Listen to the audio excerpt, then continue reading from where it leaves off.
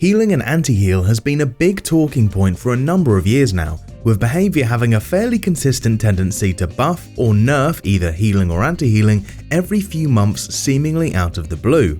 Nowadays, it seems most people roll their eyes when it comes to healing changes, regardless of whether it's a buff or a nerf, deeming it as a rather boring thing to change. And while healing and anti-heal may be boring nowadays, the history of these two mechanics is actually very interesting, with some absolutely unbelievable game-breaking bugs, some smart strategies, and extensive change lists to everything involved. And the absolute chaos of healing begins right out of the gate in patch 1.0.0 on DBD's release day, all the way back on the 14th of June 2016 with the Self-Care God Mode build. That's right, I wasn't kidding when I said things would be interesting, and in classic DBD fashion, things were broken from the very beginning. In order to explain the Self-Care God Mode build, we need to set the scene a bit. Back in the day, literally everything relating to survivors was stronger than it is now. Regular healing used to take 12 seconds instead of the current 16 seconds. Self-care would let survivors heal more than twice as fast than it does nowadays at a whopping 80% speed compared to the measly 35% it sits at now. That comes to just under 15 seconds, which means that back then, with self-care alone, no medkits, no other healing perks, survivors could self-heal faster than they can heal other people right now. Pair that with botany knowledge, which granted 30% faster healing speed on release, you could self-care in under 12 seconds. While those speeds alone are completely nuts compared to nowadays, that's not the crazy part. There was one more perk which was also just a way stronger version of its current day counterpart, and that is We'll Make It. Instead of being a flat 100% heal speed buff for 90 seconds like it is nowadays, the perk instead used to have a stacking function attached to it, where unhooking a survivor would earn one stack of 100% healing speed for 2 entire minutes, with each additional stack refreshing the timer and adding another 100% healing speed boost with a cap of 3 stacks for a total of 300% faster healing speed. Again, absolutely crazy, but that's still not the broken part, which was that the perk was not limited to altruistic healing. So what survivors would do is pair self-care, botany knowledge, and We'll Make It, then after fully stacking it, they could heal faster than the killer recovered from the hit, achieving God mode until We'll Make It expired. No joke, this is the sort of thing that cheaters do with hacks nowadays, but back then, survivors could do the same thing without even needing a medkit, no hacks required. This would render the Trapper and the Wraith completely unable to down you without Noed, and although the Hillbilly was able to chainsaw you for a one-hit down, which bypassed this altogether, you could still deny all 3 of the killers from hooking anyone, as the Hillbilly couldn't chainsaw when carrying a survivor, so no matter which killer you were up against, you were able to cause chaos. The craziest part about this is that it wasn't even a bug. All of the perks were functioning exactly as they were meant to, but for some reason nobody at Behavior thought to use a healing build and test these perks before the game went live. Keep in mind, at that point in time, those were basically the only survivor perks that affected healing with the exception of resilience, so all they had to think was, I wonder what happens when I combine every healing perk, and they would have noticed this.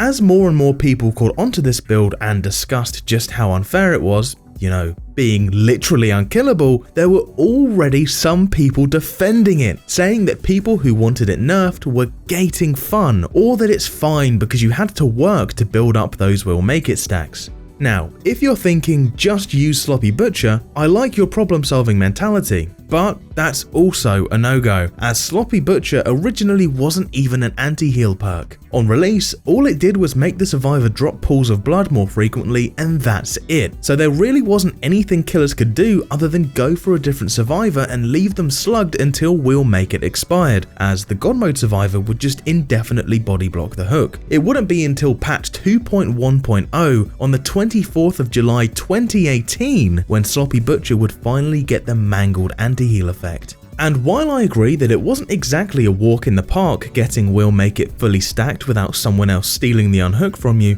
people saying that survivors having actual God mode is okay really puts into perspective what kind of people were complaining about the devs babying killers whenever survivors got nerfed. Thankfully though, they were quick to address this build, as a mere 15 days later, on the 29th of June 2016, patch 1.0.2 released, with nerfs to all 3 of the offending perks. Will Make It nerf: maximum healing speed reduced from 300% to 100%. Nerf: duration reduced from 2 minutes to 90 seconds. Nerf: Will Make It now only applies to altruistic healing. Botany Knowledge: nerf: bonus heal speed reduced from 30% to 20%. Nerf: bonus medkit efficiency reduced from 30% to 20%. Self-care: nerf: self-heal speed reduced from 80% to 50%. Wow, that is some serious overkill right there. Just reducing Will Make It's maximum speed, or making it only work on altruistic healing, would have solved the problem, but I guess they didn't want to take any chances. While this change effectively killed Botany Knowledge, Will Make It remained a popular pick for years, even seeing some use to this very day, and self-care remained as one of the most popular perks in the game for years to come. Healing would be left alone for around 2 years, whereas previously mentioned Sloppy Butcher would become an anti-heal perk in patch 2.1.0 on the 24th of July 2018, but it wouldn't be until the 16th of October 2018 in patch 2.3.0 when behavior would begin the war on healing. Nerf: survivors' base healing time increased from 12 seconds to 16 seconds. While this change of course affected healing across the board, the biggest hit was to self-care, as it only healed at 50% of the maximum speed, which meant that the nerf added even more than 4 additional seconds, going from around 24 seconds to self-care all the way to about 32.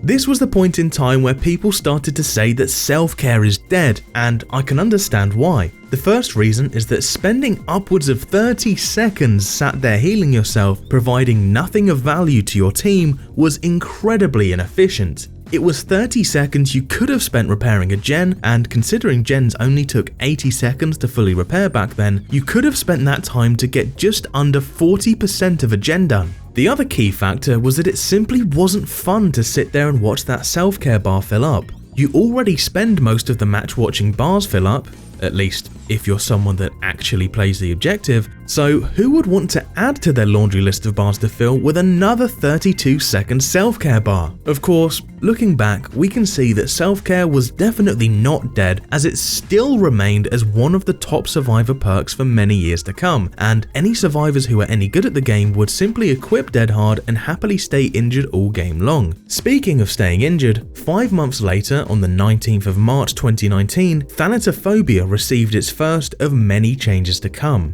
Nerf changed the slowdown from 6, 9, 12, 15% depending on the stacks to 4, 8, 12, 16% depending on the stacks. While this change did buff the slowdown at max stacks by 1%, it also did nerf the state where it would be staying at most of the time, 1 and 2 stacks, so overall it was a nerf, but the changes were negligible either way. It wouldn't be until the 20th of October 2020 in patch 4.3.0 where behavior made their next move, with a change to Thanatophobia. Buff: each stack increased from 4% slowdown to 5% slowdown. Nerf: Thanatophobia no longer slows down healing.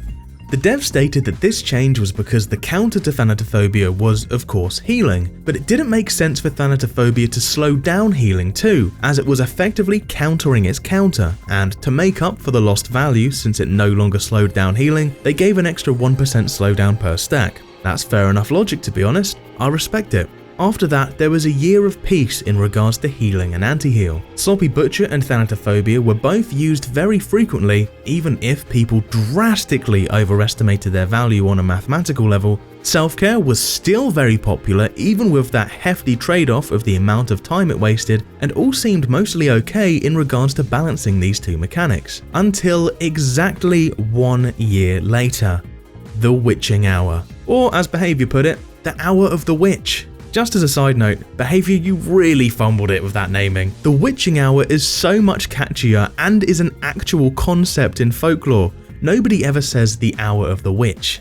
Anyway, back to the topic. This new update brought on a new character, the Witch, otherwise named Michaela, with powerful perks tied to those good old trusty totems. Except the Witch was a survivor and not a killer, and if her perks were tied to totems, that means, yep, hex perks for survivors, otherwise known as boons, were now a thing, and just like hex perks, boons were also exceptionally powerful to balance out the fact that they could of course be destroyed. Well, not really, as boons couldn't be destroyed. The killer could perform a very quick animation at a boon totem to snuff it out, but the survivor would be free to apply the boon again, an infinite number of times in fact, as snuffing a boon totem wouldn't even break the totem. The only downside was that it would cost the survivor some extra time to apply the new boon, as it took around 14 seconds. Now, I don't know about you, but in my opinion, losing a hex perk forever versus losing 14 seconds to reboon doesn't seem remotely fair in the slightest. And with that being said, there was one boon that outshone the rest on gargantuan levels, and that was Circle of Healing. What this did was grant any and every survivor in a 24-meter radius of the totem 100% bonus healing speed, that's right, literally double, alongside self-care.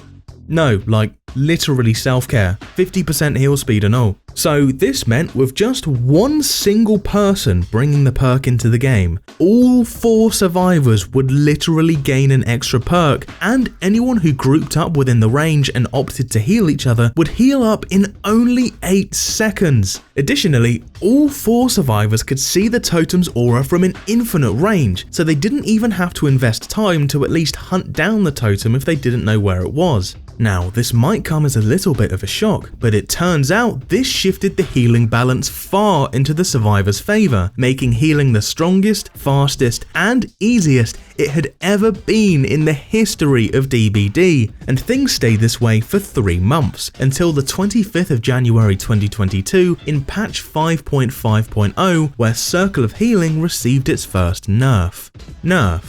Reduced the bonus healing speed from 100% to 75%. Whether you've played DBD or not, you don't need me to tell you that this nerf achieved basically nothing. There was far too much that this perk provided with barely any cost to it, and you wouldn't be able to find a match without this perk in it, no matter how hard you tried. The crazy thing is, if boon perks stuck to the same rules as hex perks, you know, high risk, high reward, an extremely powerful perk that could be permanently disabled by the enemy, it would have been totally fine, but instead it was low risk, high reward, as they could simply reapply the perk an infinite amount of times. And amazingly, a huge amount of the community came together and totally agreed, making it known, loud and clear, that killers needed to be able to break boon totems. And another 3 months later, in patch 5.7.0, it seemed the devs had realized that healing had gotten out of control now, so they had 2 new changes to sort this out once and for all. Circle of Healing.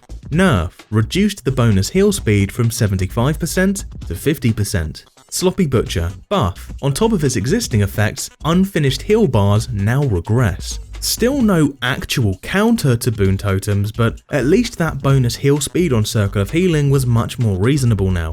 And the new regression on Sloppy Butcher was actually a really good change. Once again, over the years, killers and survivors alike severely overestimated Sloppy Butcher's impact. But with interrupted heals now regressing, there was a lot more playmaking potential with this perk. This still didn't fix the core issue at hand, but luckily after this patch, behavior made it clear that the community's voices were heard and they were working on a mechanic for killers to finally break boon totems. So, now an entire 6 months after boons being added into the game, on the 7th of June 2022, the devs finally added the mechanic for killers to break boon totems. And what was this?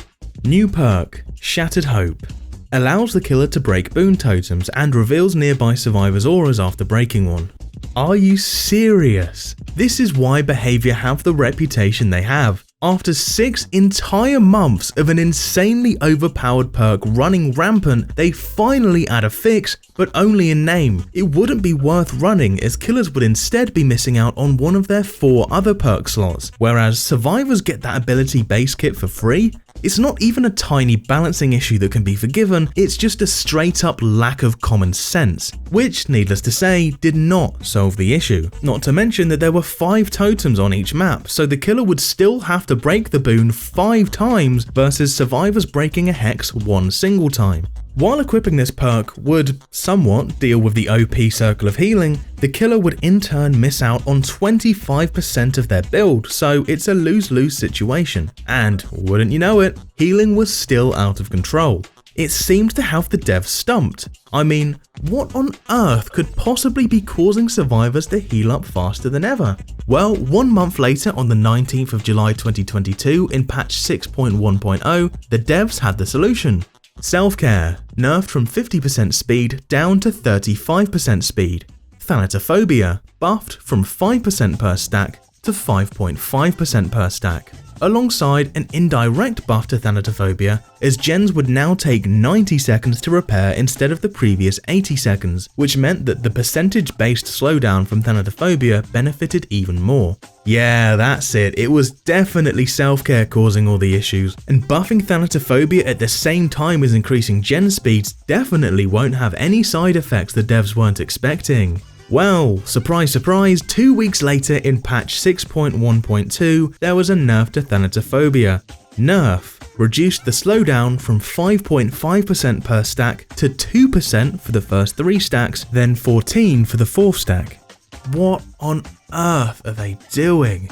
Of course, I can understand rolling back that previous buff due to gens already taking longer now, or even going back down to 3%, but reducing it to its lowest value ever seen, and then making the stacks non-linear? Keep in mind, all the way back in March of 2019, they made that change going from awkward non-linear numbers starting at 6% and jumping in increments of 3% into a nice, clean, linear 4% per stack for the sake of consistency and making it simple and easy to understand. But now we're going back, gutting the perk, and adding a weird non-linear bonus to it. And I say gutting because at 2 or 3 stacks, the perk went from 11% or 16.5% respectively to 4% to 6% at those stacks respectively. And that is a huge nerf. And yes, there is now that big bonus of 14% that's applied on top if you're at 4 stacks, but realistically speaking, unless you're playing Plague or Legion, 4 stacks are not happening for more than a couple of seconds, if at all. And yet, healing was still mysteriously causing issues. I wonder why. Well, if you've seen any of my other videos, you'll notice the trend where behavior will have a completely broken perk or character, give it a tiny half-assed nerf, and then wait an entire year before actually dealing with the issue, and in classic behavior fashion, they did exactly that. 1 year after the last Circle of Healing nerf, in patch 6.7.0, behavior finally got around to actually dealing with the problem, with a new change to Circle of Healing. Nerf no longer gives survivors self-care. Buff, bonus healing speed doubled from 50% to 100%. Buff, any injured survivors in the boon's range will now have their aura shown to all teammates. And just like that, the perk was in a much fairer state.